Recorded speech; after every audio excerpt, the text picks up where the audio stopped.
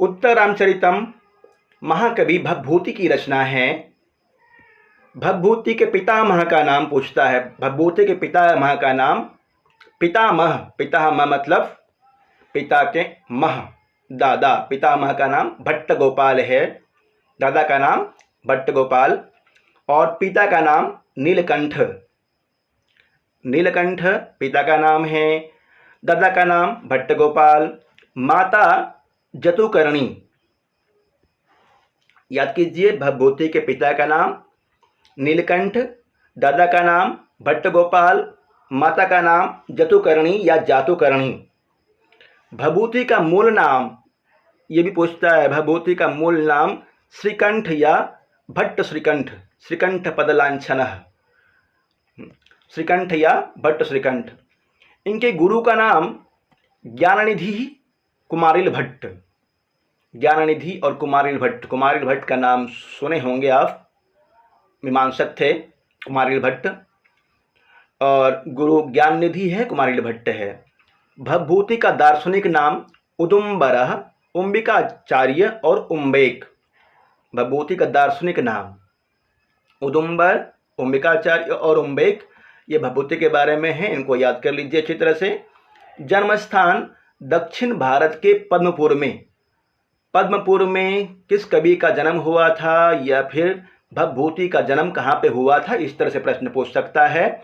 भवभूति का जन्म दक्षिण भारत के पद्मपुर में हुआ था। उपाधि पदवाक्य प्रमाणज्ञ।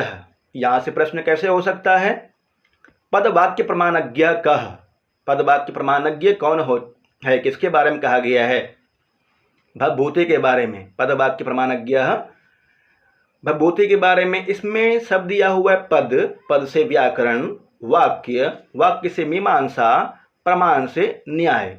इतनी गहराई से क्वेश्चन शायद नहीं होना चाहिए, यूजीसी नेट आदि का विषय है जिसमें ऐसा कहता है कि उत्तर रामचरितम पढ़ना ही है, वहाँ पे इस तरह से पूछता है पद मतलब क्या होगा, वाक्य मतलब क्या होगा और प्रमाण मतलब क्या होगा। यहाँ ये पूछ सकता है कि पद वाक्य प्रमाणज्ञ किसके बारे में कहा गया है। पद वाक्य प्रमाणज्ञ, वस्यवाक भी इनकी उपाधि है, वस्यवाक। परिणत प्रज्ञ, परिणत प्रज्ञ कह भवभूति। पद वाक्य प्रमाणज्ञ कह भवभूति। शिखरणी कवि, शिखरणी कवि भी कहते हैं, शिखरणी कवि, शिखरणी कवि भी भवभूति हैं। वंश और गोत्र इनका काश्यप गोत्र है, काश्यप गोत्र के थे।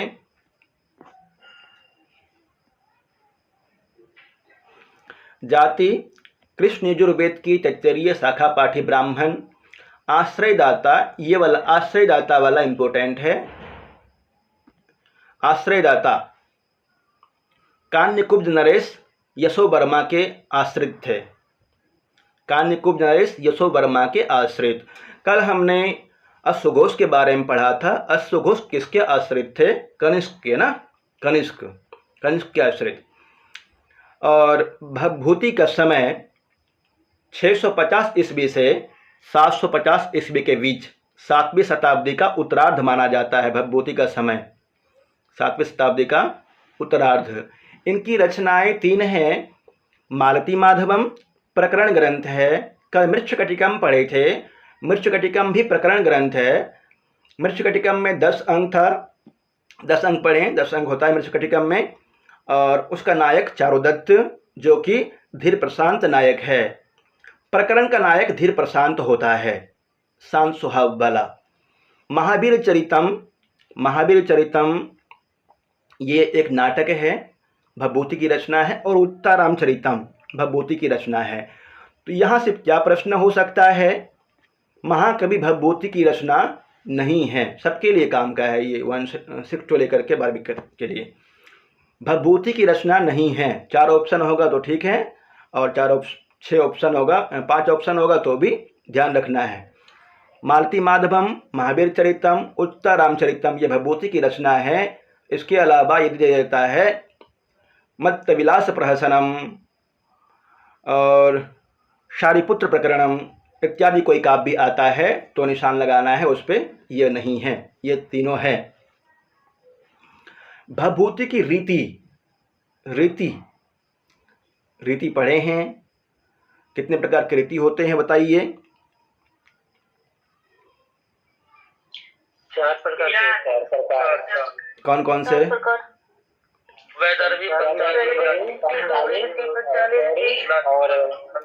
वैदर्भी, गौड़ी, लाटी और पंचाली।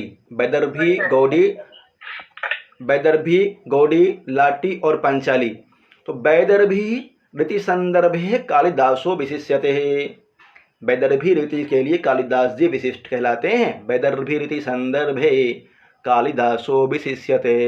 विशेष है ये वाक्य, इंपॉर्टेंट है। वैदर्भी रीति संदर्भे कः विशिष्यते? कालिदासः। पांचाली रीति संदर्भे कः विशिष्यते? बाणभट्टः। पांचाली रीति के संदर्भ में बाणभट्ट का पांचाली रीति है, बाणभट्ट।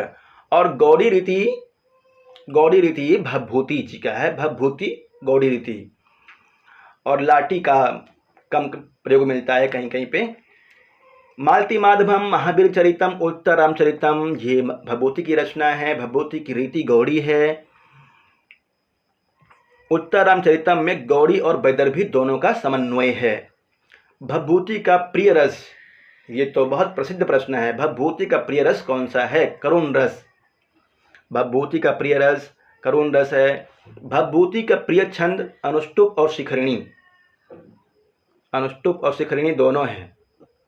उपासक किसके थे? भवभूति जी किसके उपासक थे? शिव के, शिव जी के उपासक थे।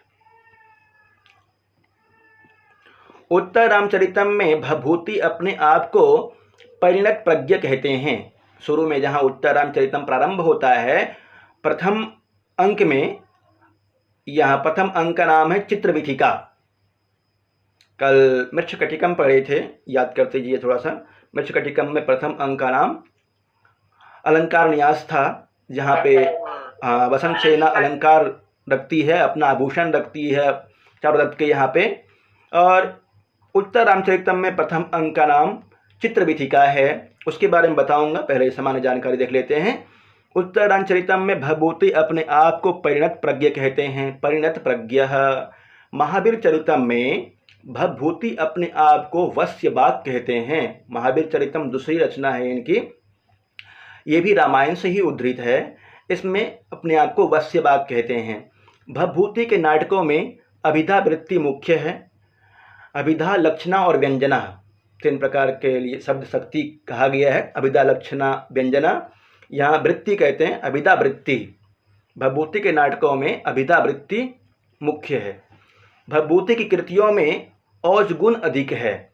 औजगुण, औजगुण जहाँ पे ओजस्विता हो, जहाँ बात हो युद्ध टाइप के, उस तरह से औजगुण अधिक है। क्षेमेंद्र ने सुब्रत तिलक में भवभूति के शिखरिणी की प्रशंसा में उसे निरर्गल तरंगिणी, ये वाला प्रश्न एक दिन परमहंस जी किए थे, उस दिन जब सामूहिक चर्चा हो रही थी। निरर्गल तरंगिणी भवभूति के शिखरिणी के छंद के बारे में कहा गया ना। निरर्गल तरंगिणी शिखरिणी छंद किसका है? भवभूति का। किसने कहा है? क्षेमेंद्र ने। क्षेमेंद्र की रचना कौन सी है? ये प्रश्न भी इंपॉर्टेंट है। क्षेमेंद्र की रचना कौन सी है? सुब्रत तिलकम। सुब्रत तिलकम क्षेमेंद्र की रचना है। सुब्रत तिलकम। भवभूते शिखरिणी निरर्गल तरंगिणी रुचिरा घन संदर्भे या मयूरीव नृत्यते। भवभूते शिखरिणी निरर्गल तरंगिणी, निरर्गल तरंगिणी भवभूति का शिखरिणी है। याद करते चलिए, ऐसा ही पढ़िए कि याद हो जाए। रुचिरा घन संदर्भे या मयूरीव नृत्यते। भवभूति के तीनों नाटकों में विदूषक का सर्वथा अभाव है। विदूषक वो पात्र होता है जो कि नायक के पास में रहता है, नायक का हास्यप्रिय मित्र होता है। कल ही बताया गया था, हास्यप्रिय मित्र होता है। परंतु भवभूति ने तीनों नाटकों में हास्यप्रिय मित्र विदूषक को नहीं रखा है ही नहीं। इनके नाटकों में, इनके काव्यों में विदूषक नहीं है, करुण रस प्रधान है। हंसाने का प्रयत्न ही किया गया है। भवभूति की तीनों नाटकों में विदूषक का सर्वथा अभाव है। अभिज्ञान शाकुंतलम का विदूषक कौन है? माधव्य। उत्तर रामचरितम में विदूषक नहीं है। स्वप्न वासव दत्तम का विदूषक है वसंतक, स्वप्न वासव दत्तम वसंतक। और मृच्छकटिकम का विदूषक कल पढ़े थे मैत्रेय। महाकवि भवभूति विषयक प्रशस्तियां। कवयः कालिदासाद्य भवभूतिर्महाकवि। किसी अज्ञात समालोचक ने कहा है नाटके भवभूतिर्वा वयमेव वा। भवभूतिर्वा वयमेव वा, ये भी किसी अज्ञात ने कहा है। उत्तर रामचरिते भवभूति विशिष्यते, ये प्रश्न बनता है यहाँ से, उत्तरे रामचरिते कः विशिष्यते, उत्तरे रामचरिते कः विशिष्यते। तो जवाब में यदि नहीं पढ़ेंगे, याद नहीं करेंगे, तो वहाँ पे श्री राम दे देंगे या वाल्मीकि दे देंगे ना।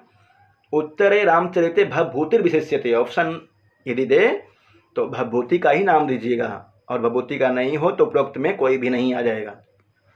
उत्तरे रामचरिते भवभूतिर विशिष्यते। कब विशिष्यते उत्तर रामचरिते? उत्तरे रामचरिते भवभूति। कारुण्यम भवभूतिरेव तनुते, ये भी इंपॉर्टेंट है। कारुण्यम कस्य तनुते? कारुण्यम भवभूतिरेव तनुते। बभूव वाल्मीकि भव कवि पूरा, ये नहीं पढ़ना है, आगे बढ़िए। भवभूतिर शिखरणी निरर्गल तरंगिणी रुचिरा घन संदर्भे या मयूरी नृत्यते, ये क्षेमेंद्र की उक्ति है। सुब्रत तिलक क्षेमेंद्र की रचना है। भवभूते संबंधात, ये भी नहीं देखना है। स्पष्ट भाव रसा चित्रे पादन्यास से प्रवर्तिता नाटके सुने स्त्रीणाम, नहीं देखना है इसको। रत्नावली प्योधरस्य अंतर्मोद कापी भवभूते कवीन्द्रस्य। सांबा पुनातु भवभूति पवित्र मूर्ति ही, ये 18वां नंबर का सूक्ति है भवभूति के बारे में एक, इसको भी देख लेना है। सांबा पुनातु भवभूति पवित्र मूर्ति ही, भवभूति के स्वयं भवभूति ने कहा है सांबा पुनातु भवभूति पवित्र मूर्ति ही। भवभूतिर्नाम कबीर निसर्ग सौहृदयेन भरतेषु वर्तमानः, इसको भी नहीं देखना है। कलहन के द्वारा एक रचना की गई है राजतरंगिणी, जो कि ऐतिहासिक काव्य है। कश्मीर के राजाओं के बारे में वर्णन है कलहन। और वहीं पे आता है विल्हन। विल्हन ने विक्रमांक देवचरितम रचा है। काव्य किसने रचा है, किसकी रचना है, कितने सर्ग है, यह आपको PDF भेजा गया है, याद कर लीजिएगा। वीडियो भी है, याद कीजिए, वो सब बहुत इम्पोर्टेंट है सबके लिए। उत्तर रामचरितम भवभूति की रचना है। विधा ये नाटक है। रूपक 10 प्रकार के होते हैं, उपरूपक 18 होते हैं। उसी में रूपक के अंतर्गत ही नाटक एक प्रकार है, रूपक का एक प्रकार। नाटकम प्रकरणम भान व्यायोग समवकारिणीमः इहा मृग विधि प्रहसनमिति रूपकानि 10, जिसमें से नाटक अभी पढ़ रहे हैं उत्तर रामचरितम, मृच्छकटिकम कल प्रकरण पढ़े थे, एक मालती माधवम इनकी ही रचना है भवभूति जी की, वो अभी प्रकरण ही है। उत्तर रामचरितम में कितने अंक है? पिछली बार पूछा गया था अभिज्ञान शकुंतलम में कितने अंक हैं, इस बार पूछ सकता है उत्तर रामचरितम में कितने अंक है। बहुत सामान्य क्वेश्चन 6 हो या फिर 12 हो, कहीं पूछ सकता है। 7 अंक है। प्रधान रस कौन सा है? ये बहुत ज़्यादा पूछा जाने वाला प्रश्न है। करुण रस प्रधान रस है। उपजीव्य, ये भी इम्पोर्टेंट है। उपजीव्य वाल्मीकि रामायण के उत्तरकांड से है, और वाल्मीकि रामायण के उत्तरकांड से भी कहाँ से है ये भी याद कर लीजिए। थोड़ा सा कठिन प्रश्न पूछेगा तो याद होना चाहिए। वाल्मीकि रामायण के उत्तरकांड से 42 से लेकर के 97 सर्ग तक, 42 से 97 सर्ग तक, 42 से 97 सर्ग में वर्णित है। वहाँ से उत्तरकांड से उद्धृत है उत्तर रामचरितम। विशेषताएं, 7वें अंक में गर्भ नाटक की योजना है। गर्भ नाटक की योजना 7वें अंक में, वो जो सुनते हैं ना लव और कुश दोनों गीत गाते हैं, एक राजा थे, मतलब रामायण के बारे में बताते हैं, उसी को भवभूति ने बहुत ही सुंदर तरीके से 7वें अंक में प्रस्तुत किया है। सब कुछ बनता है, नाट्य दृश्य मंच बनता है, वहाँ पे नाटक किया जाता है, इसलिए कहते हैं गर्भांग। नाटक के अंदर एक नाटक किया जाता है, इसलिए इसका नाम पड़ा है गर्भांग। प्रथम अंक में चित्रविधि की योजना, विदूषक रहित नाटक बताया ही आपको। तृतीय अंक में छायांक की योजना है, छायांक, माता सीता छाया के रूप में रहती है, तृतीय अंक में बताएंगे। और प्रमुख पात्र राम नायक है, सीता नायिका है, श्री राम जी हो जाएंगे नायक, धीरोदात्त नायक, सीता नायिका स्वकीया, गोदावरी, भागीरथी, तमसा, मुरला, वासंती। ये देखिए यहाँ पे गोदावरी एक नदी का नाम है, भागीरथी भी नदी का नाम है, गंगा नदी को भागीरथी कहा गया है। तमसा, मुरला ये भी नदी का नाम है। एक नदी का नाम और है सरयू। 5 नदियों का नाम आता है। उत्तर रामचरितम के तृतीय अंक में 5 नदियों का नाम है, गोदावरी, भागीरथी, तमसा और मुरला का। गोदावरी, भागीरथी, तमसा, मुरला, इन 5 नदियों का नाम है। एक सरयू। वासंती, वासंती वन देवता है, वन देवी, ये नदी का नाम नहीं है, वासंती वन देवी है, जो कि श्री राम जी के साथ में तृतीय अंक में रहती है। ये वासंती कहानी बताएंगे, बहुत शानदार कहानी है। पृथ्वी, आत्रेयी, आत्रेयी एक शिष्या है जो वाल्मीकि के यहाँ पढ़ता था, परंतु लव कुश के आ जाने के बाद वो आश्रम छोड़ करके चला जाता है। आत्रेयी शिष्या है, हाँ शिष्या है, चली जाती है। वशिष्ठ, वशिष्ठ गुरु का नाम है, जिसकी पत्नी का नाम अरुंधति। कौशल्या श्री राम जी की माता श्री, मुनि बालक है सौधातकी। गुप्तचर दुर्मुख, दुर्मुख है जो कि सीता विषयक लोकापवाद को लाता है। लवकुश दोनों श्री राम जी के पुत्र हैं। चंद्रकेतु लक्ष्मण का पुत्र। वाल्मीकि, रामायण के रचनाकार वाल्मीकि, जिसके यहाँ पे सीता निवास कर रही होती है और लवकुश अध्ययन कर रहा है। लक्ष्मण श्री राम जी के छोटे भाई का नाम। भरत जान ही रहे हैं, शत्रुघ्न भी जान रहे हैं। अष्टावक्र, ये अष्टावक्र कोहल ऋषि का पुत्र है। कोहल या कोहड़ उसके पुत्र है अष्टावक्र। कहलगांव है पास में, यहाँ पे भागलपुर जिला में कहलगांव है, जहाँ मैं रहता हूँ। कहलगांव कोहल ऋषि के नाम पे ही नाम पड़ा है, उनका आश्रम भी है यहाँ कोहड़, और उनके पुत्र का नाम है अष्टावक्र। दंडायन, दंडायन और सौधातकी ये दोनों शिष्य थे वाल्मीकि के। सुमंत्र, सुमंत्र सारथी का नाम है। अरुंधति, अरुंधति वशिष्ठ की कन्या पत्नी का नाम। जनक सीता जी के पिता का नाम। कंचुकी, कंचुकी ऐसे दिया हुआ है, कंचुकी का नाम नहीं है, आदि पात्र है। अनुष्टुप 84 श्लोक है, शिखरणी 30 है। सबसे ज़्यादा अनुष्टुप श्लोक का प्रयोग हुआ है, उसके बाद शिखरणी का।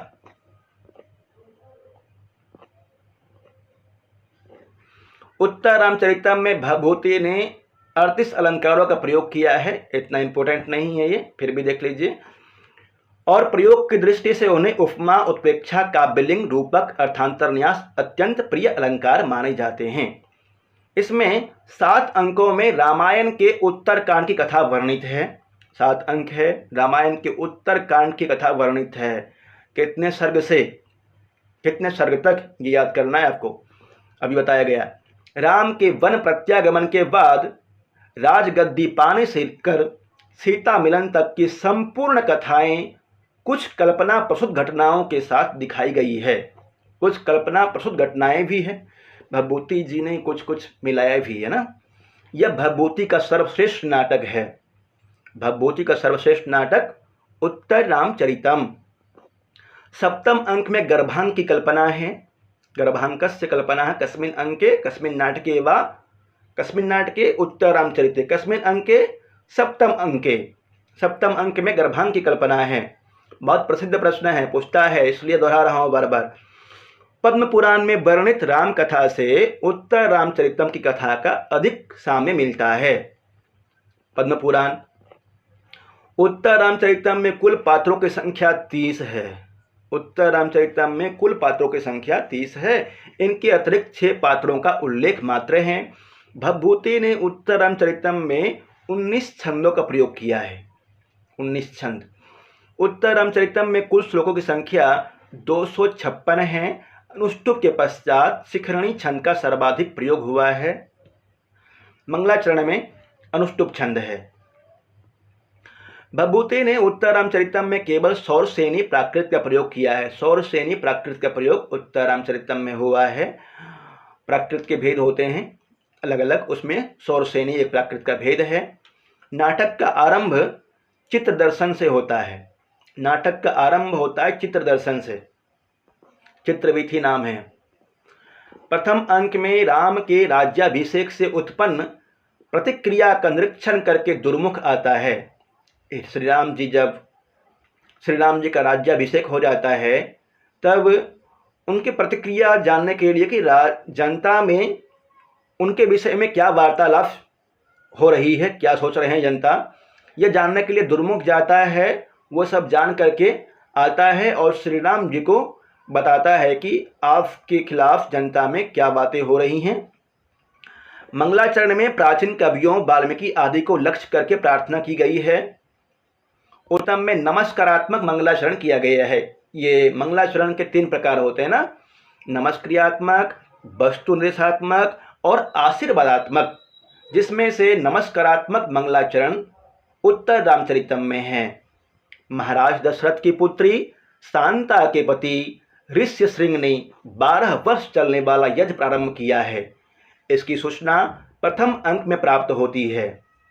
महाराज दशरथ की पुत्री शांता है और उसके पति का नाम ऋष्यशृंग। दशरथ ने अपनी पुत्री शांता को रोमपाद या लोमपाद को दिया था। रोमपाद या लोमपाद को। उस रोमपाद ने शांता का विवाह करवा दिया ऋष्यशृंग से। ऋष्यशृंग 12 वर्ष तक यज्ञ कर रहे हैं। वहीं पे वशिष्ठ गए हुए हैं, लोपामुद्रा भी वहीं गई हुई हैं। वो संदेश लेकर के वहाँ से संदेश भेजती है लोपामुद्रा, अष्टावक्र को संदेश लेके भेजती है कि जाओ राम के पास। और सीता का दोहत का समय है। दोहत का समय उसको कहते हैं जब गर्भवती होती है महिला, उस समय को कहते हैं दोहत। उसमें जो इच्छाएं उत्पन्न होती है, गर्भवती काल में जो इच्छाएं उत्पन्न होती है, उस इच्छाओं को पूर्ण करने के लिए कहना। ऐसा लोपामुद्रा के द्वारा अरुंधति के द्वारा सूचना भेजा जाता है। अरुंधति के द्वारा सूचना भेजा जाता है। अरुंधति है वो।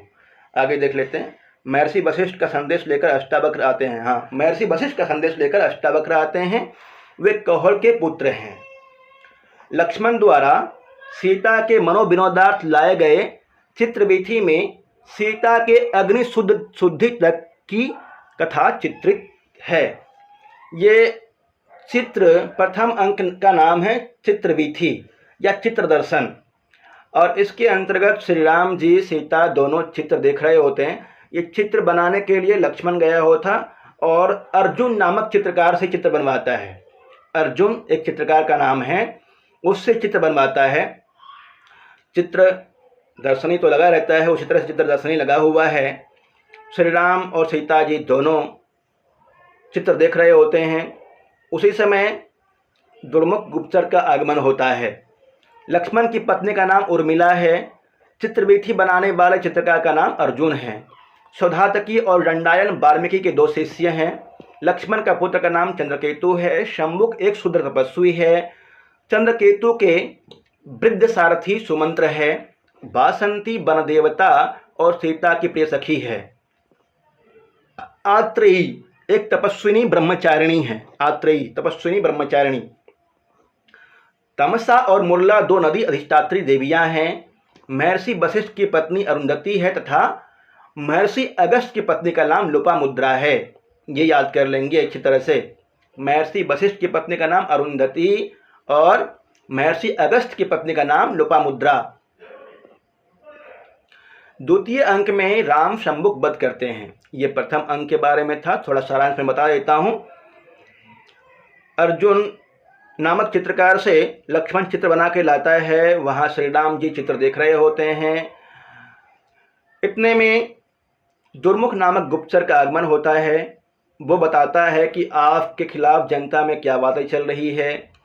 वहीं प्रथम अंक में वशिष्ठ का संदेश लेकर के अष्टावक्र आता है, जो कि कोहड़ का पुत्र है, कोहड़ ऋषि का पुत्र है अष्टावक्र। वो भी आता है और संदेश देता है। संदेश सुनते समय श्री राम जी बोलते हैं कि जो ऋषियों की वाणी होती है ना, वो उसका अर्थ गमन करता है। हम लोगों की वाणी तो अर्थों का गमन करता है, जिधर जो अर्थ होता है उसके हिसाब से बोलते हैं, परंतु ऋषियों की वाणी वागमर्थोनुधावती ऋषिनाम पुनराद्यानाम वागमर्थोनुधावती। और हम लोगों की जो वाणी होती है वो अर्थ का गमन करता है। ऋषि जो बोल देते हैं वो शब्द बन जाता है, ऐसा श्री राम जी वहाँ बोलते हैं। और दुर्मुख नामक गुप्तचर का संदेश सुन करके श्री राम जी बोलते हैं कि आराधनाय लोकानाम मुंचतो नास्ति में व्यथा। लोग जो कह रहे हैं उनकी बातों को मानने के लिए यदि मुझे सीता को छोड़ना भी पड़े तो मुझे कोई दिक्कत नहीं है, मुझे कोई कष्ट नहीं है। प्रजा अनुरंजन के लिए यदि सीता को छोड़ना पड़े तो मैं तैयार हूँ, ऐसा श्री राम जी कहते हैं। इसी दरमियान एक ब्राह्मण का आगमन होता है प्रथम अंक में ही। वो एक पुत्र को, जो कि अभी मर गया है किसी कारण से, वो कारण क्या है बताएगा, अभी बताएगा। ब्राह्मण क्यों मरता है। पुत्र लाता है कि मेरा पुत्र मर गया है। पूछा जाता है कि क्यों मरा है, तो बताता है कि शंबुक नामक कोई शूद्र तपस्वी है, वह तप कर रहा है, इस कारण से मेरा पुत्र मर गया है। यहाँ पे कुछ ना कुछ अलग बातें होंगी। तप करने से किसी का पुत्र नहीं मरता है, जरूर कुछ ना कुछ कोई बातें होंगी, वो छुपाया गया है या फिर अच्छी तरह से प्रस्तुत नहीं किया गया है ना। हो सकता है टोटका कर रहा हो, तंत्र मंत्र कर रहा हो, या फिर कुछ ना कुछ गलत जरूर होगा, ये हो ही नहीं सकता है। या तो वहाँ पे जिसका पुत्र मरा है उसके द्वारा झूठ बोला जा रहा है, या फिर वो तपस्वी तप नहीं कर रहा है, शंबुक तप नहीं कर रहा है, या कुछ और ही कर रहा था। यही मान के चलना है जो सिद्धांत कहता है। श्री राम जी शंबुक वध करने के लिए निकलते हैं, प्रथम अंक में ही निकल जाते हैं। प्रथम अंक और द्वितीय अंक में, प्रथम अंक चित्रवीथी नाम था, लिख लीजिए इसको। प्रथम अंक का नाम चित्रवीथी। प्रथम अंक और द्वितीय अंक का नाम है पंचवटी प्रवेशः। पंचवटी प्रवेशः द्वितीय अंक का नाम है। प्रथम अंक और द्वितीय अंक में 12 वर्ष का अंतराल है। 12 वर्ष का अंतराल, यह घटना घटती है 12 वर्ष मध्य में गैप है। जैसे दिखाता है ना फिल्म में, 12 वर्ष के बाद हीरो बड़ा हो जाता है, उसी तरह से प्रथम अंक और द्वितीय अंक के बीच में 12 वर्ष का अंतराल है। लवकुश दोनों बड़े हो गए हैं। सीता का परित्याग कर दिया गया था। वाल्मीकि के आश्रम के पास में लक्ष्मण परित्याग करता है, लवकुश बढ़ गए हैं, ऐसी सूचना मिलती है। किसके द्वारा सूचना मिलती है? ये आत्रेयी और वासंती, इन दोनों में चर्चा होती द्वितीय अंक में। आत्रेयी और वासंती दोनों चर्चा करते हैं कि वाल्मीकि जी के आश्रम में 2 बहुत प्रबुद्ध बालक आ गए हैं, उसका नाम लवकुश है। उनके विद्याओं के आगे तो मैं कुछ भी नहीं हूँ, मैं कुछ कर नहीं पाता हूँ, मैं कर नहीं पाती हूँ। ऐसे आत्रेयी शिष्या है, ऋषि कुमारी या ऋषि कुमार आत्रेयी, उसके द्वारा ऐसा कहा जाता है। देखते हैं द्वितीय अंक में। और द्वितीय अंक में राम शंबुक वध, द्वितीय अंक में राम शंबुक वध करते हैं।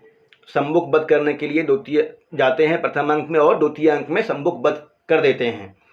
पंचवटी के पास स्थित गोदावरी नदी से राम के जीवन के प्रति सावधान रहने की प्रार्थना लोपामुद्रा द्वारा मुरला के माध्यम से की गई है। तृतीय अंक की घटना आ गई। फिर तो द्वितीय अंक में यही आत्रेयी और वासंती में चर्चा होती है कि वहाँ पे आत्रेयी के द्वारा बोला जाता है कि वितरति गुरु प्राज्ञ यथा जड़े तथा मतिहि, मतलब गुरु तो सबको एक समान शिक्षा देता है, कोई जड़ बुद्धि वाला हो या कोई प्रखर बुद्धि वाला हो, सबको एक समान शिक्षा देता है। परंतु लवकुश नामक दो छात्र विद्यार्थी दोनों जब से आए हैं तो वे दोनों प्रखर बुद्धि के हैं, वो पढ़ लेते हैं जल्दी। गुरुजी उन पर ध्यान देने लग गए हैं क्योंकि वो पढ़ रहे हैं, बार बार वही जाता है। और जो जड़ बुद्धि वाला होता है, थोड़ा सा मैं कमज़ोर हूँ, ऐसा अत्रेय कहना चाह रहा है वहाँ पे, मैं कमज़ोर हूँ इसलिए मैं पिछड़ गया हूँ। तो गुरु तो हर विद्यार्थियों को एक समान ही शिक्षा देता है, ऐसा कहता है वहाँ। प्रसव पीड़ा से पीड़ित होकर सीता ने स्वयं को गंगा के प्रवाह में डाल दिया और वहीं उनके दोनों पुत्र उत्पन्न हुए। ये तृतीय अंक की घटना आ गई। तृतीय अंक में देख लेते हैं। द्वितीय अंक की घटना क्या? आत्रेयी और वासंती के बीच में वार्तालाप। प्रथम अंक और द्वितीय अंक के बीच में 12 वर्ष का अंतराल, ये दोनों पॉइंट ध्यान रखना है। और शंबुक का वध, 3 पॉइंट है द्वितीय अंक में। तृतीय अंक देखते हैं क्या है तृतीय अंक में। तृतीय अंक का नाम लिखिए छाया, छायांक। तृतीय अंक छायांक है। और छायांक, ये छाया से क्या अभिप्राय है? किसकी छाया? सीता जी की छाया। सीता जी की छाया है, सीता मैया की छाया। और सीता को छाया के रूप में रहने का आशीर्वाद किसने दिया था? भागीरथी ने। जी, भागीरथी ने दिया था। तृतीय अंक का नाम लिख लिए आप, छायांक है। तृतीय अंक की घटना क्या है? तृतीय अंक में लोपामुद्रा, जो कि अगस्त की पत्नी है, अगस्त की पत्नी का नाम लोपामुद्रा, और वशिष्ठ की पत्नी का नाम अरुंधति। तृतीय अंक प्रारंभ होता है, लोपामुद्रा मुरला को भेजती है संदेश लेकर के कि जाओ, श्री राम जी जो शंबुक वध करने के लिए आए हुए हैं वो पंचवटी में प्रवेश करेंगे। दंडकारण्य में गए हुए, दंडकारण्य में शंबुक नामक, शूद्रक भी कहते हैं उसको, शूद्रक शंबुक तपस्वी तप कर रहा था, उसको मारने के लिए श्री राम जी आए हुए हैं। जब वो वहाँ से वापस आएंगे तो अवश्य ही पंचवटी प्रवेश करेंगे, पंचवटी में भी आएंगे। आपको ज्ञात होगा कि श्री राम जी जब अरण्य कांड में वनवास के दौरान इन्हीं जगह पे निवास कर रहे होते हैं, दंडकारण्य में ही निवास करते हैं। तो शंबुक को मारने के बाद वो दंडकारण्य में ही मारता है। उसके बाद पंचवटी प्रवेश की ओर और आएंगे, पंचवटी में प्रवेश अवश्य ही करेंगे, ऐसा लोपामुद्रा के द्वारा मुरला से ये संदेश भिजवाया जाता है कि जाओ तुम गोदावरी नदी से कहना कि श्री राम जी जब इस प्रदेश में आएंगे, पंचवटी प्रदेश में, तो पहले से परिचित जगह को देख करके अवश्य ही वे मूर्छित होंगे। और जब मूर्छित होंगे तो उनकी मूर्छा को दूर करने के लिए कौन होगा? हे गोदावरी, तुम उनकी प्रत्येक मूर्छा को स्वैरम स्वैरम, धीरे धीरे उनकी प्रत्येक मूर्छा को तुम दूर करना। बहुत अच्छा वर्णन है। पवन के तरंगों से, कमल के पुष्प के पराग से युक्त पानी से उनके प्रत्येक मूर्छा को तुम दूर कर देना। और एक तरफ 4-5 नदी का नाम लिख लीजिए, तृतीय अंक में वर्णित है 5 नदी, तमसा, मुरला,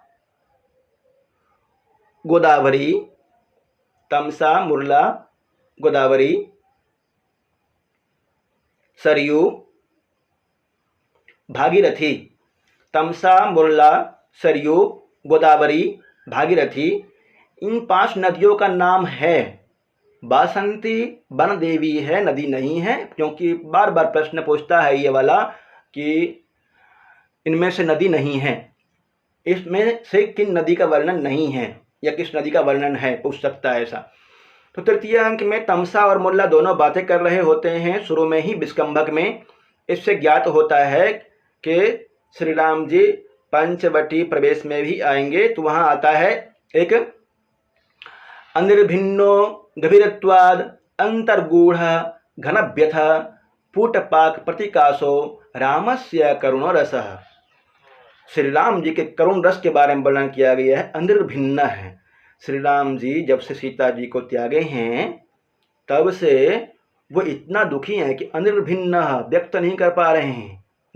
निर्भिन्न गभीरत्वात् बहुत ही गहरा दर्द है उनको अंदर अंदर। अनिर्भिन्नो गभीरत्वात् अंतर्गूढ़ घनव्यथ, अंतर्गूढ़ अंदर ही अंदर, घनव्यथ अत्यधिक कष्ट, पूट पाक प्रतिकाशो, पूट पाक के समान औषधि बनाने की विधि होती है। एक घड़ा के अंदर में सारी औषधियों को डाल दिया जाता है, उसके मुंह को भी अच्छी तरह से बंद कर दिया जाता है, तनिक भाप भी नहीं निकल पाता है और अग्नि में रख देते हैं।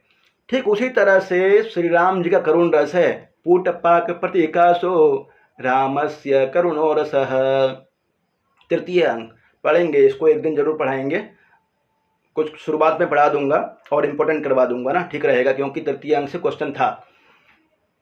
पूटपाक प्रतीकाशो रामस्य करुणो रस, ऐसा बताया जाता है कि श्री राम जी का करुण रस तो इस तरह से है। तमसा मुरला में इस तरह से चर्चाएं होती है वहाँ। उसके बाद एक तरफ से सरयू नदी दंडकारण्य से बहती हुई गंगा में आके मिलती है, मान के चलो जिस तरह से चर्चाएं हो रही वहाँ उसके हिसाब से बता रहा हूँ। सरयू नदी मान के चलिए कि दंडकारण्य की तरफ से गंगा में आकर के मिल रही है और सरयू नदी गंगा को बता देती है, भागीरथी को बताती है कि श्री राम जी दंडकारण्य में आए हुए हैं तो पंचवटी में भी अवश्य ही आएंगे, तो तुम क्या करो, सीता जी को, वो इतना नहीं कहती है पर भागीरथी सीता जी को लेकर के गोदावरी के पास में चली जाती है। घर के किसी काम के बहाने से सीता जी को लेकर के गोदावरी नदी के पास जाती है और गोदावरी नदी के पास जाकर के अपने आदि ससुर सूर्य देवता हैं उनकी पूजा करती है। फूलों के द्वारा आदि ससुर सूर्य देव की पूजा करती है। उसके बाद सीता जी से लक्ष्मण, लव और कुश दोनों कैसे उत्पन्न हुआ, एक प्रसंग है छोटा सा। जब लक्ष्मण सीता जी को वाल्मीकि के आश्रम के आसपास छोड़ करके चला गया था, तब सीता जी प्रसव पीड़ा से बहुत दुखी थी, अपने आप को गंगा के प्रवाह में निक्षिप्त कर दी, अपने आप को गंगा के प्रवाह में कूद गई। वहाँ पर लव और कुश का जन्म हुआ और भागीरथी के द्वारा अर्थात गंगा के द्वारा और पृथ्वी के द्वारा पालन पोषण किया गया, पृथ्वी और गंगा के द्वारा।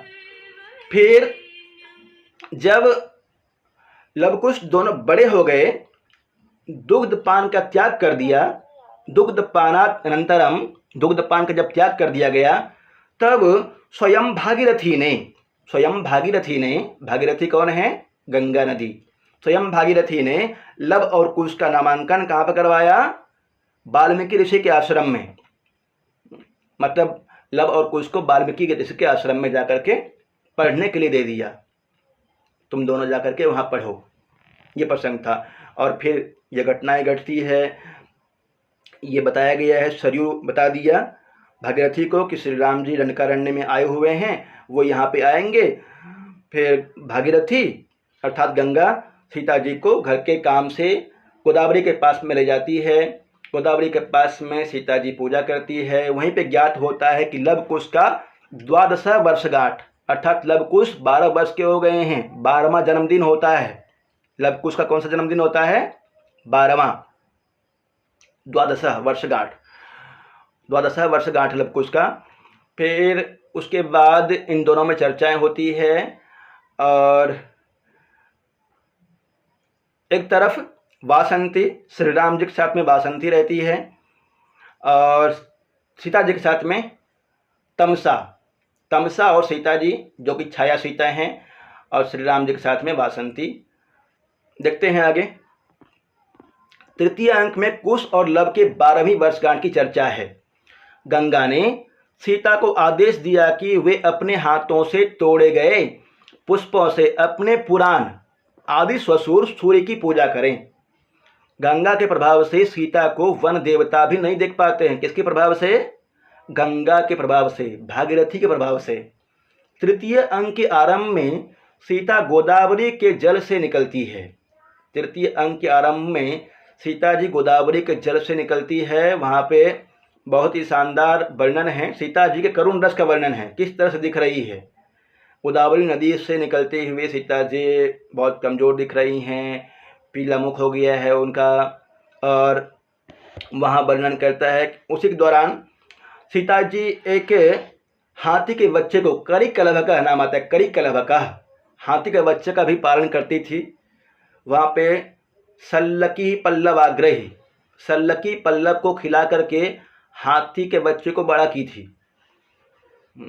वो अब बड़ा हो गया है, गोदावरी नदी में अपनी वधू के साथ में, पत्नी के साथ में स्नान कर रहा होता है। दूसरा हाथी आकर के उसके ऊपर प्रहार कर देता है। इतना अंदर से मत जानिए, कहानी देख लीजिएगा।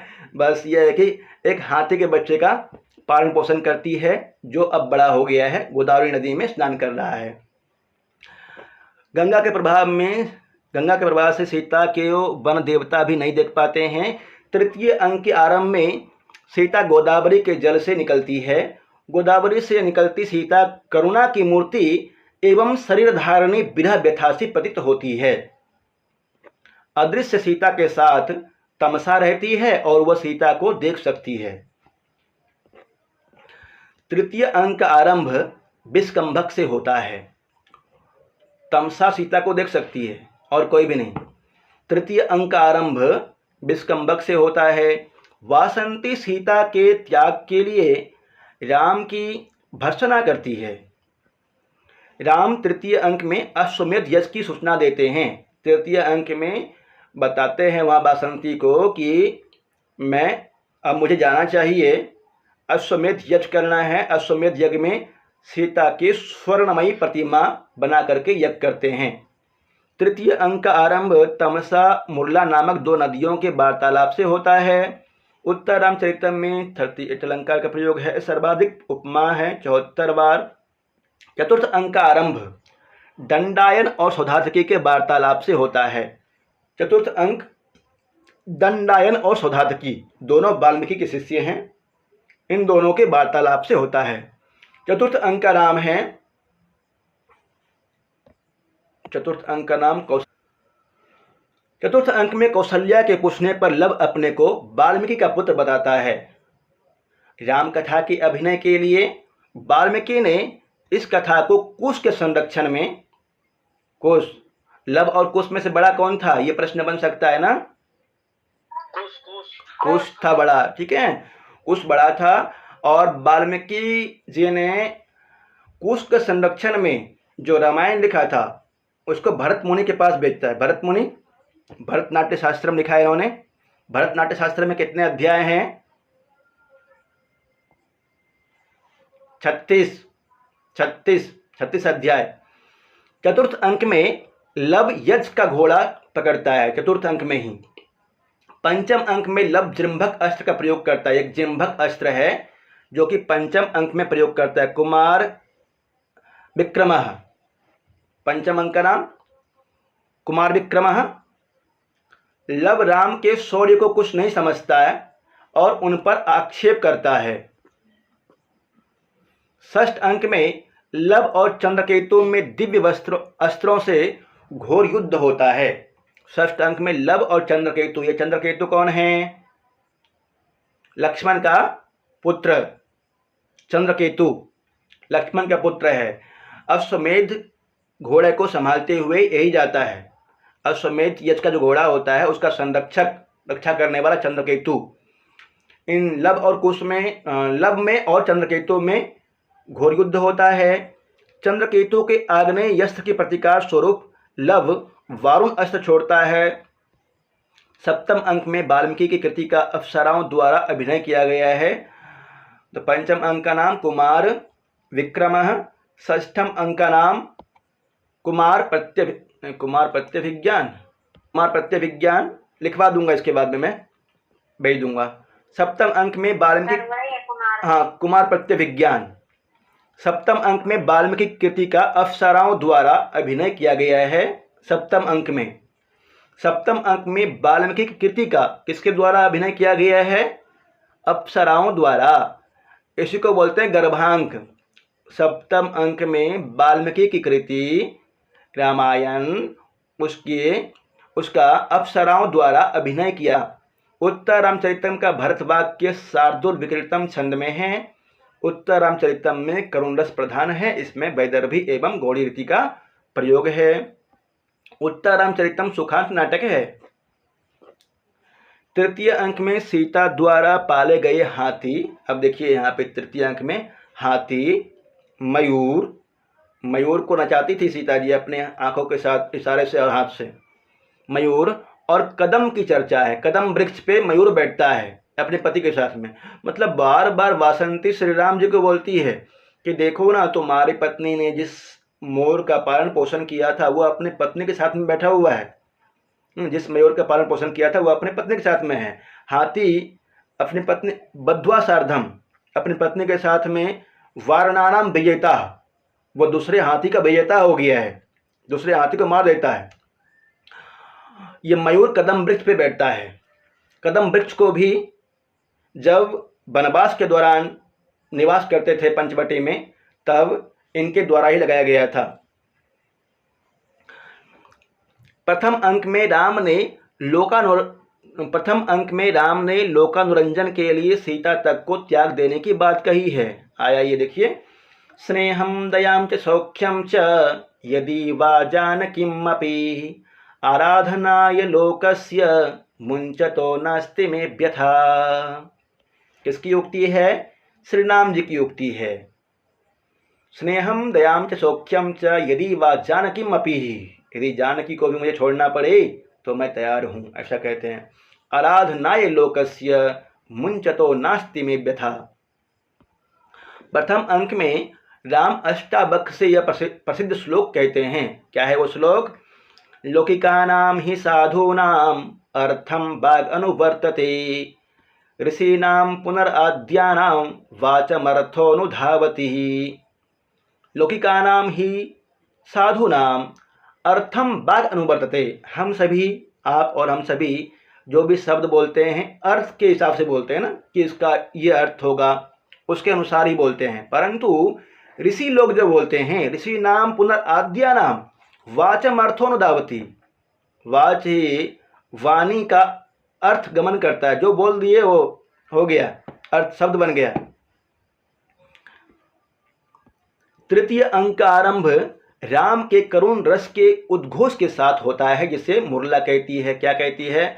अनिर्भिन्नो गभीरत्वाद अंतर्गूढ़ा घनभ्यथा पूटपाक प्रतीकासो रामस्य करुणो रसः। ये पूछ सकता है, बहुत इंपॉर्टेंट है। अनिर्भिन्नो गभीरत्वाद अंतर्गूढ़ा घनभ्यथा पूटपाक प्रतीकासो रामस्य करुणो रसः। प्रथम क्या पूछ सकता है इसमें? किसका करुण रस? पुटपाक प्रतीकास कस्य करुण रसः? श्रीरामस्य। श्रीरामस्य करुण रस कथम? पुटपाक इव, पुटपाक के समान। तीसरा प्रश्न और बन सकता है, यह उक्ति किसकी है? मुरला की उक्ति है, मुरला। तृतीय अंक में सर्वाधिक अनुष्टुप 11 छंद का प्रयोग हुआ है। वसंतिल का वृत्त है, सात वसंतिल का वृत्त प्रयुक्त है। तृतीय अंक का अंत भी करुण रस के उद्घोष से होता है, जिसे तमसा कहती है। एको रसः करुण एव निमित्त भेदात् भिन्नः पृथक् पृथगेवाश्रयते विवर्तान् आवर्त बुद्बुद्धतरङ्गमयान् विकारान् अम्भो यथा सलिलमेव हि तत्समस्तम्। मतलब जिस तरह से एको रसः करुण एव निमित्त भेदात्, म्यूट कर। तृतीय अंक में ही आता है, एको रसः करुण एव निमित्त भेदात् भिन्नः पृथक् पृथगेवाश्रयते विवर्तान् अम्भो यथा भिन्नः पृथक् पृथगेवाश्रयते विवर्तान् आवर्त बुद्बुद्ध तरंगमयान विकारान अम्भो यथा सलिलमेव हि तत्समस्तम। मतलब एक ही रस है, भगवती जी के अनुसार एक ही रस है, वह है करुण रस। वही विभिन्न रसों के रूप में परिवर्तित होता है। जैसे कहते हैं आवर्त बुद्बुद्ध तरंगमयान विकारान। पानी एक ही होता है, वो घड़े में रख देते हैं तो घड़ा का पानी हो जाता है, समुद्र में होता है समुद्र का पानी, कुआं में रहता है तो कुआं का पानी। उसी तरह से कहते हैं रस एक ही है, वो अलग अलग रूप में परिवर्तित होता है, भगवती जी कहते हैं। इसलिए करुण रस प्रिय कवि माने जाते हैं। एको रसः करुणैव निमित्त भेदात्, बसंती का छंद में है। लवनासुर के वध के लिए शत्रुघ्न जाते हैं। लवनासुर एक राक्षस है, उसका वध किया जाता है शत्रुघ्न के द्वारा। मूल कथा में अश्वमेधीय अश्व का रक्षक भरत पुत्र पुष्कल होता है। पुष्कल किसके पुत्र का नाम है? भरत, भरत पुत्र पुष्कल। उत्तर रामचरितम में लक्ष्मण का पुत्र चंद्रकेतु है। सप्तम अंक में गंगा और पृथ्वी सीता के चरित्र की पवित्रता की घोषणा करती है। सप्तम अंक में गंगा पृथ्वीभ्याम। कवियों ने कारुण्यम भभूति रेव तनुते कहकर भभूति का यशोगान किया है। भभूति ने चौथे अंक में समांस या अमांस मधुपर का प्रयोग किया है। पंचवटी में राम का शयन शिलातल, यह है ना, पंचवटी में राम का शयन शिलातल कदली वन के मध्य में विद्यमान है। ये शिलातल है, श्री राम जी जहाँ विश्राम करते थे, सीता मैया भी बैठती थी, उस जगह को बासंती याद दिलाती है कि ये वही जगह है ना जहाँ पे आप विश्राम करते थे। सीता मैया आसपास में निवार बलि पशु पक्षियों को देती थी और मृगों को देती थी, हिरणों को देती थी। क्या आपको याद नहीं आ रहा है? उसका वर्णन है। वासंती केवल लक्ष्मण का कुशल क्षेम पूछती है। अपि कुशलम कुमार लक्ष्मणस्य, ऐसा पूछती है, 2 बार पूछती है वहाँ। वासंती राम को जटायु द्वारा तोड़ा गया काले लोहे का बना रावण का रथ दिखाती है। पौलस्त्यस्य कथम कार्ष्ण्यायसो रथः, ऐसा एक श्लोक है वहाँ पे, जहाँ पे पौलस्त्य लोहे का बना हुआ रथ है रावण का, उसको दिखाता है और कहता है कि गधे के समान खड़ा है। उत्तर रामचरितम का मंगलाचरण। इदं कविभ्यः पूर्वेभ्यो नमो वाकं प्रशास्महे, विन्देम देवतां वाचम् अमृतामात्मनः कलाम्। इदं कविभ्यः पूर्वेभ्यो, कितने पहले कवि हुए हैं उनके लिए कहते हैं इदं कविभ्यः पूर्वेभ्यो नमो वाकं प्रशास्महे। कौन सी विभक्ति होगी? कविभ्यः पूर्वेभ्यः, चतुर्थी विभक्ति बहुवचन नमः के योग में। नमः वाकं प्रशास्महे, विन्देम देवतां वाचम् अमृतामात्मनः कलाम्। हम अपने पुरातन वाल्मीकि आदि कवियों को प्रणाम कर ब्रह्मा की अंशभूत सनातनी देवी वाणी, सनातनी देवी कौन है? वाणी, सरस्वती को प्राप्त करें, यह कामना करते हैं। उपयुक्त मंगलाचरण में वाणी देवी को नमस्कार किया गया है। नमस्कारात्मक नांदी प्रयुक्त है। प्रस्तुत श्लोक में 12 पद हैं, अतः 12 पदा नांदी है। अनुप्रास एवं श्लेष अलंकार है तथा अनुष्टुप पक्ष्यावत्र छंद का प्रयोग हुआ है। शुद्ध नांदी का प्रयोग हुआ है। अच्छी तरह से याद कर लीजिएगा ना, उत्तर रामचरितम को आपको अच्छी तरह से पढ़ना है, क्वेश्चन पूछेगा यहाँ से। उत्तर रामचरितम का भरत वाक्य। पाप्मभ्यश्च पुनातिवर्धय श्रेयांसि सेयं कथा, मंगल्या च मनोहरा च जगतो माते भगंगेव च। तामेतां परिभावयन्त्यभिनयैर्विन्यस्तरूपाम्बुधा, शब्द ब्रह्मविदः कविः परिणतां प्राज्ञस्य वाणीमिमां। तो इसमें से कुछ अंश उठा करके पूछ सकता है कि ये मंगलाचरण कहाँ से है। हालांकि इतना कठिन नहीं पूछना चाहिए, फिर भी मंगलाचरण के पारायण के लिए वीडियो बनाया है, वहाँ से देखेंगे तो याद रहेगा। संसार की माता और गंगा की तरह कल्याण करने वाली पापमभ्यस्त पुनाति वर्धयति च श्रेयांस सेयम कथा, कामना किया गया है कि जो पाप को नाश करने वाली श्रेयांसी सेयम कथा, ये कथा अर्थात जो सप्तम अंक में कथा का निर्माण किया जाता है, कथा है ना वाल्मीकि के द्वारा रचित, जो कि अप्सराओं के द्वारा नाटक किया जाता है, उसके बारे में कहा गया है। तामेतां परिभावयन्त्यभिनयैर्विन्यस्तरूपाम्बुधा, शब्द ब्रह्मविदः कवे परिणताम प्राज्ञस्य वाणी मिमाम। ये प्राज्ञ की वाणी है जिसमें उत्तरकालीन रामचरित का वर्णन है। उत्तर रामचरितम की प्रमुख सूक्तियाँ देख लीजिए। हो गया है, थोड़ा सा और है, धैर्य से पढ़ लीजिए। अपिग्रावारोदित्यपि दलति वज्रस्य हृदयम्। अपिग्रावारोदित्यपि दलति वज्रस्य हृदयम्। निर्जन जनस्थान दंडकारण्य में आपके चरित्रों से पत्थर भी रो पड़े थे और वज्र का भी हृदय फट गया था। मतलब अपिग्रावारोदित्यपि दलति वज्रस्य हृदयम्, लक्ष्मण कहता है, लक्ष्मण की उक्ति है श्री राम जी के लिए, श्री राम और सीता के लिए। शिखरणी छंद में है, अतिशयोक्ति अलंकार है। पत्थर क्या रोएगा। वक्ता लक्ष्मण है और श्रोता राम एवं सीता। एते ही हृदय मर्मच्छिदा संसार भावः। ये सांसारिक भाव हृदय के मर्मस्थल को भेदन करते हैं। राम का सीता के साथ कथन है, इसको याद नहीं करना है। इयं गेहे लक्ष्मी रियम अमृतवर्तिः नयनयो।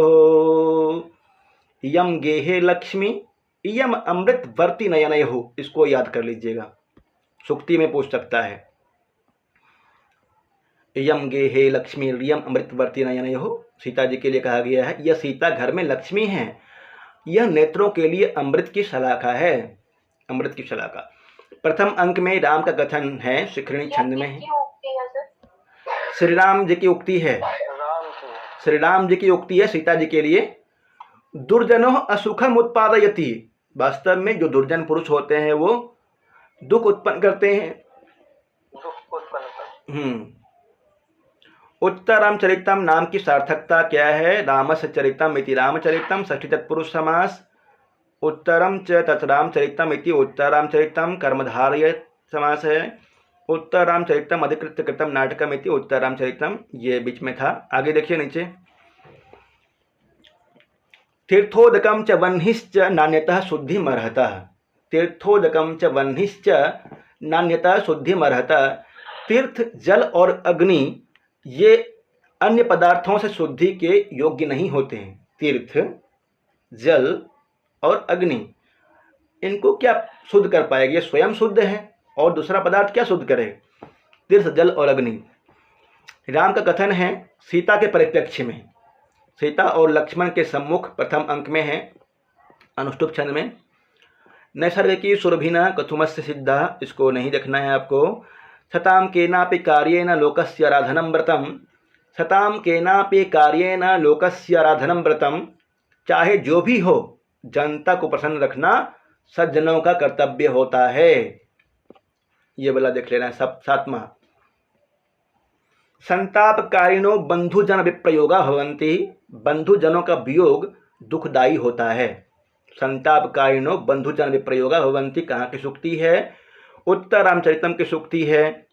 सीता का कथन है ते ही नो दिवसा गताः। ते ही नो दिवसा गताः, न हमारा वे दिन चले गए। ते ही नो दिवसा गता, हमारे वे दिन चले गए।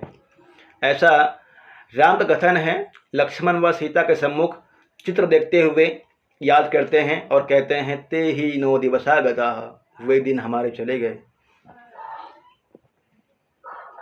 सताम सद्भिः संगः कथमपि हि पुण्येन भवति। ये द्वितीय अंक में है। सताम सद्भिः संगः बहुत ही इंपॉर्टेंट है, इसको निशान लगा लीजिए। सताम सद्भिः संगः, सताम मतलब सज्जनों का, सद्भिः तृतीया विभक्ति बहुवचन, सताम षष्ठी विभक्ति बहुवचन। सज्जनों का, सज्जनों के साथ मिलन बहुत ही पुण्य से होता है। सताम सद्भिः संगः कथमपि पुण्येन हि भवति। सज्जनों का सज्जनों से मिलन बड़े पुण्य से होता है। द्वितीय अंक प्रथम श्लोक। वन देवता का कथन तापसी से। शिखरणी वृत्त अर्थांतरन्यास अलंकार याद नहीं करना है, बस इतना याद करना है किसका कथन है और कहाँ का है। वज्रादपि कठोरानि मृदूनि कुसुमादपि लोकोत्तराणां चेतांसि को ही विज्ञातुमर्हति। ये वाला भी ध्यान रखना है। द्वितीय अंक है 7वां श्लोक, वज्रादपि कठोरानि, वज्र से भी कठोर, और मृदूनि कुसुमादपि, और कुसुम मतलब होता है फूल, फूल से भी कोमल, वज्र से भी कठोर और फूल से भी कोमल। लोकोत्तराणाम चेतांसी, लोकोत्तराणाम चेतांसी मतलब जो महापुरुष होते हैं उनका चित्त को ही विज्ञातुमर्हति, कौन जान सकता है। कभी तो कोमल हो जाते हैं बहुत ज़्यादा और कभी कठोर हो जाते हैं, सीता को भी छोड़ देते हैं, और कभी कोमल इतना ज़्यादा हो जाते हैं कि शत्रु को भी माफ कर देते हैं। द्वितीय अंक वासंतिक कथन है आत्रेयी से, अनिर्भिन्नो गभीरत्वाद अंतर्गूढ़ो गणव्यथ पूटपाक प्रतीकासो रामस्य करुणो रसः। यह उक्ति तृतीय अंक का प्रथम श्लोक है। मुरला का कथन है, मुरला का तमसा से, मुरला तमसा से कहती है, वीची बात ही, ये वाला श्लोक पूरा वहाँ पे है। वीची बातें उतना इम्पोर्टेंट नहीं है, पर ये पुटपाक प्रतीकासो वाला इम्पोर्टेंट है। वीची बातें इसमें बताती है लोपामुद्रा मुरला से कि गोदावरी से तुम कहना इस तरह से, वीची बातें, बातें तरंगों से, वीची मतलब तरंग, वायु, बातें मतलब वायु के तरंग से। तो तरंग किसका होगा, पानी का, पानी, उस पानी में कमल के पराग मिश्रित होंगे, सुगंध होंगे। पद्म किंजल के गंधान, पद्म किंजल के गंधान कमल के पराग से, कमल के केसर से, अर्थात कमल का केसर क्या होता है, उसका जो सुगंध होता है ऊपर वाला हिस्सा, उससे मिश्रित होगा पानी। उसके गंध से श्री राम जी के प्रत्येक मूर्छा पर उनकी मूर्छा को धीरे धीरे दूर करने की बात कही गई है वहाँ पे। जलकणों से शीतल पद्म पराग की सुगंध को लाने वाली, धीरे धीरे चलने वाली तरंग वायुओं से रामचंद्र की प्रत्येक मूर्छा के समय चेतना प्रदान करना, ऐसा लोपामुद्रा के द्वारा संदेश भिजवाया गया है मुरला से। किसके पास, गोदावरी के पास, गोदावरी के पास में मुरला द्वारा कहा गया लोपामुद्रा का संदेश गोदावरी के लिए तमसा के सम्मुख सारणी छंद समुच्चय अलंकार है। उचितमेव दाक्षिण्यम स्नेहस्य संजीवनोपायस्तु मौलिका एव रामभद्रस्य अद्य सन्निहितः। उचितमेव दाक्षिण्यम स्नेहस्य, स्नेहस्य दाक्षिण्यम उचितमेव, स्नेह की उदारता उचित ही है, किंतु रामभद्र तो होश में लाने का मौलिक उपाय, रामभद्र को, श्री राम जी को होश में लाने का उपाय तो सीता जी पास में ही रहेगी, ऐसा कहा गया है। ईदृशानां विपाकोऽपि जायते परमाद्भुतः यत्रोपकरणी भावम् अयात्येवं विधो जनः।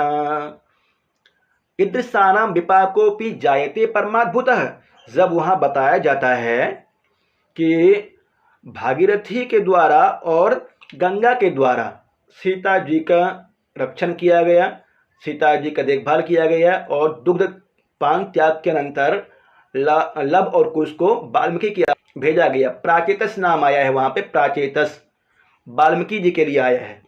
प्राचेतस वाल्मीकि जी का अन्य नाम प्राचेतस, लिख लीजिए, प्राचेतस ऋषि वाल्मीकि जी, प्राचेतस, प्राचेतस, वाल्मीकि जी को प्राचेतस भी कहते हैं। ईदृशानां विपाकोऽपि जायते परमाद्भुतः, कि ऐसे श्री राम जी और सीता जी जैसे भी मनुष्य किसी के द्वारा उपकृत होते हैं, भागीरथी और गंगा के, भागीरथी और वहाँ पृथ्वी के द्वारा उपकृत हुए हैं, पृथ्वी और गंगा के द्वारा, ऐसे व्यक्तियों सीता और राम जैसे की दुरावस्था भी आश्चर्यजनक होती है, जिसमें ऐसे पृथ्वी और गंगा जैसे लोग सहायक होते हैं। मुरला का कथन है, तमसा से अनुष्टुवृत्त है, काव्यलिंग अलंकार। अव्यग्रस्य पुनरस्य शोकमातृतीयस्य पंचवटी प्रवेशो महान अनर्थ इति, नहीं करना याद इसको। त्वाम अवनी पृष्ठवर्तनी अस्मत् प्रभावात् वन देवता अपि द्रक्ष्यन्ति किमुतमर्त्यः न द्रक्ष्यन्ति किमुतमर्त्यः। ये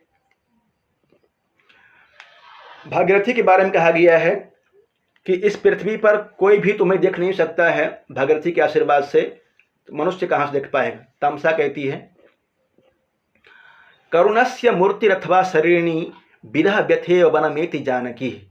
ये वाला इंपॉर्टेंट है। करुणस्य मूर्तिरथवा शरीरिणी विरह व्यथेव वनमेति जानकी। सीता करुण रस की साक्षात मूर्ति अथवा शरीर धारणी वियोग व्यथा के तुल्य वन में पंचवटी में आ रही है। जब गोदावरी नदी से निकलती है उस समय का वर्णन है ये।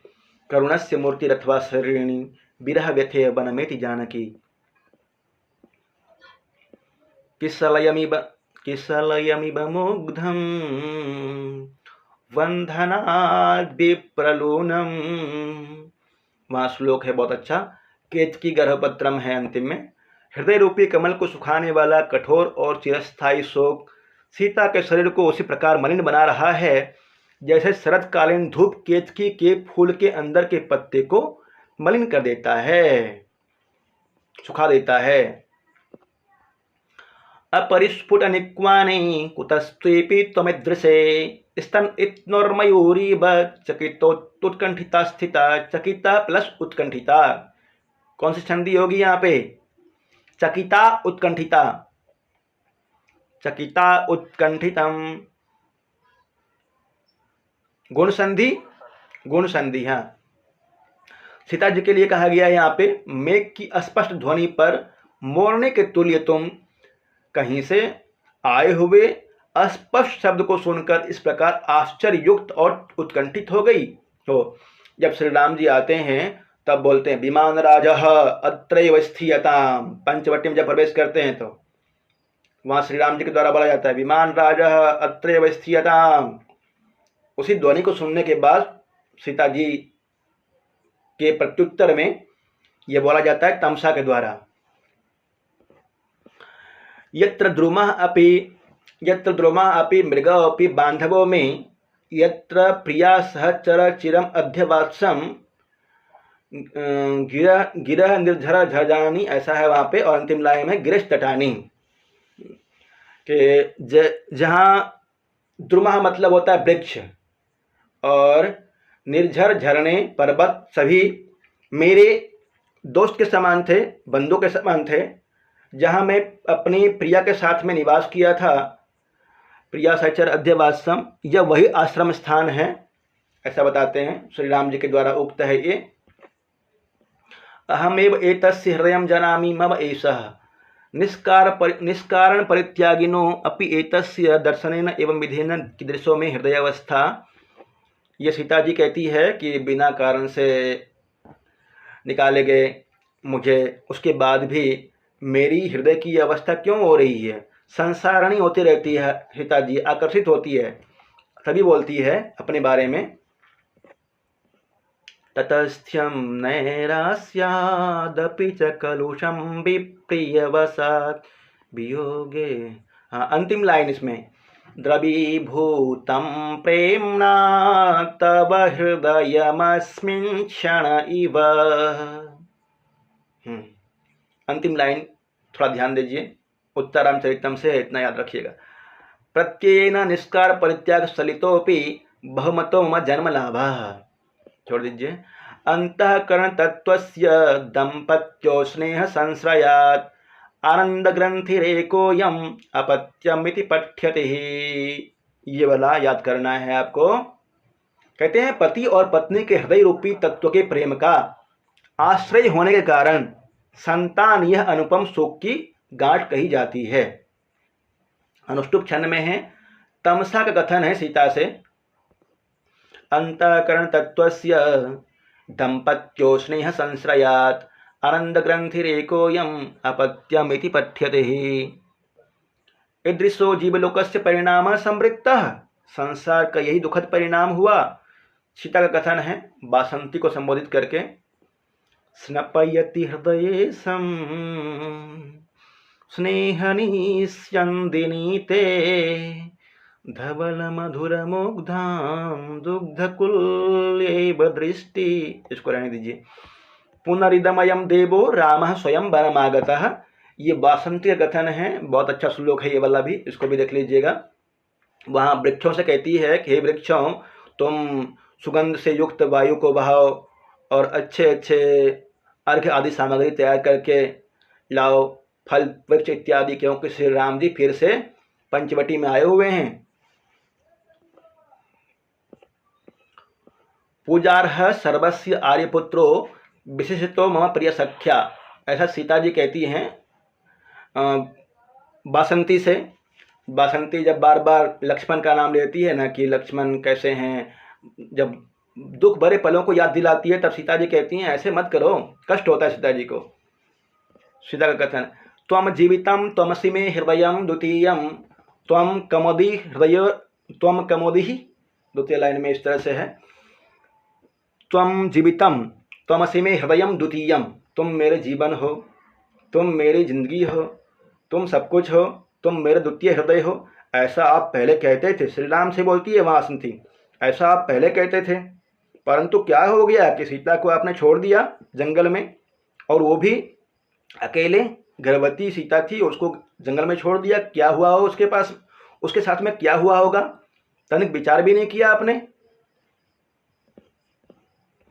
ऐ कठोर यस किल ते प्रियम किमयसो ननु घोर मतः परम किमहवद्विपिने हरिणीदृशः कथम कथय कथम वत मन्यसे, कथय कथम वत मन्यसे, आपने छोड़ दिया जंगल में, इसमें यही कहा गया है, जंगल में छोड़ दिया, उसके साथ में क्या हुआ तनिक विचार भी नहीं किए। ऐ कठोर, आपको यश ही प्रिय था, लोक रंजन के लिए, अर्थात प्रजा का लोक रंजन के लिए ही छोड़ा था ना सीता जी को। क्या आपको यश ही प्रिय था? इससे बड़ा अपयश क्या हो सकता है कि सीता मैया गर्भवती थी और उसको तुमने जंगल में छोड़ दिया। तनिक विचार नहीं किया कि उसके साथ में क्या हो सकता है, क्या हुआ होगा। ऐ कठोर यश किलते प्रियम या एवं प्रलपंतम प्रलापयसी, सीता जी कहती है वासंती से, मत कष्ट दो मेरे पति को, इस तरह से बार बार क्यों दुखी दे। मतलब वासंती जो कुछ बोलती है, दुखों को खोदना चाहती है, सीता जी को कष्ट होता है और वही बोलती है कि मत करो ऐसा। पुरोत्पीड़े तड़ाकस्य परिवाह प्रतिक्रिया शोक क्षोभे च हृदयम प्रलापैरेव अवधार्यते। तालाब में पानी भर जाता है तो प्रतिक्रिया क्या होती है, ऊपर से पानी निकलेगा। बरसात में देखे होंगे, तालाब में पानी भरने के बाद ऊपर से पानी निकलता है, और जब हृदय में क्षोभ भर जाए, दुख भर जाए, क्या होता है, प्रलाप से निकलता है। देखे होंगे कई बार घर में भी कोई ऐसा कर दिया, वैसा कर दिया, ये कर दिया, वो कर दिया। जब गुस्सा भर जाए, बहुत क्षोभ भर जाए तो कहीं ना कहीं निकलता है। श्री राम जी का क्षोभ बहुत ज़्यादा भरा हुआ है अंदर, तो प्रलापै रेव, ये सीता जी के बारे में है, तमसा कथन सीता से। सीता जी का क्षोभ बहुत ही अंदर, बहुत कष्ट में है श्री राम जी को देख करके, वो प्रलाप के द्वारा निकल रहा है। प्रलापै रेव अवधार्यते। तालाब में जल प्रवाह की अधिकता होने पर जल को बाहर निकालना ही उसका एकमात्र प्रतिकार है। शोकजन्य क्षोभ में हृदय विलाप के द्वारा ही बचाया जाता है। प्रिया शोको जीवम कुसुममिव घर्मो ग्लपयति, जिस प्रकार धूप फूल को, उसी प्रकार प्रिया का शोक जीवन को सुखाता है। किमिति किलेश मनस्यता ऐसा परित्याग ऐसा विसंग एको रसा करुण एव निमित्त भेदात, ये वाला देख लेना है आपको अच्छी तरह से। एको रसः करुण एव निमित्त भेदात भिन्नः पृथक् पृथक् इवाश्रयते विवर्तान्। गुणः पूजा स्थानम गुणीषु न च लिंगम न च वयः। पूजा का क्या स्थान होना चाहिए, अवस्था या गुण या पैसा। कहते हैं गुण, गुणः पूजा स्थानम गुणीषु न च लिंगम न च वयः। गुणवानों में गुण ही पूजा के स्थान होते हैं, न कोई चिन्ह विशेष न आयु। शिखरणी वृत्त में है, अरुंधति का कथन है कौशल्या से, अरुंधति कौशल्या से बोलती है।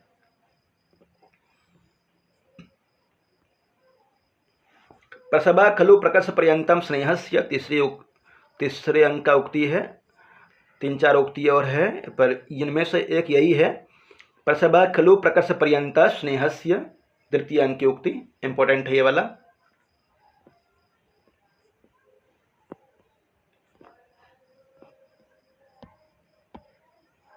ना पूछ लो प्रश्न, जवाब देंगे।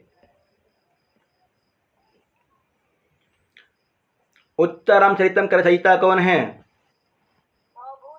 उत्तररामचरितम में अंक की गिनती कितनी है, अंक कितने हैं? करुण रस प्रधान नाटक है।